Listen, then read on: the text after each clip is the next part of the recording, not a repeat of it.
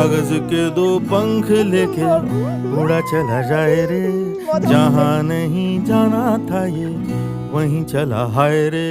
उम्र का ये ताना बाना समझ न पाए रे, जुबां पे जो मोह माया नमक लगाए रे, के देखे न भाले न जाने न दाए रे।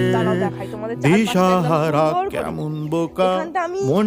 সরস্বতী পুজোয় এসেছিলাম আগের বছর, এবছরটা আসলাম না, আর এখন এলাম। বেশ পছন্দের জায়গা আমাদের দুজনেরই। দাঁড়া তোমাদের সূর্যটা দেখাই, আর সাথে চারপাশটা ঘুরে দেখাই সুন্দর করে।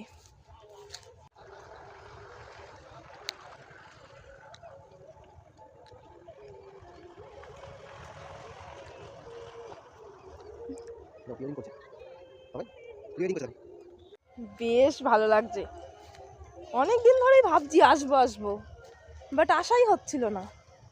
তারপর ভাবছি যে ওইখানটা হয়তো সন্ধে হয়ে যাবে, অন্ধকার হয়ে গেলে এইসব জায়গা ভালো লাগে না, তো আরও রোদে রোদে এলে আরও ভালো লাগতো। খুব ভালো লাগছে, দুই দিকে কড়াইশুঁটি মানে ক্ষেত দুদিকে, আর সর্ষে বাগানগুলো উঠে গেছে প্রায়, অল্প অল্প সর্ষে তো উঠে যাওয়ারই সময় না এখন।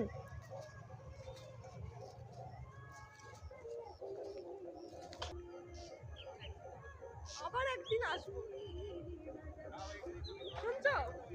হ্যাঁ, আবার একদিন আসবো, আরো রোদে রোদে আসবো, আর একটু বেলাটা বড় হোক তারপরে আসবো। বেশ রোদ থাকবে, কিন্তু এই ক্ষেতগুলো উঠে যাবে।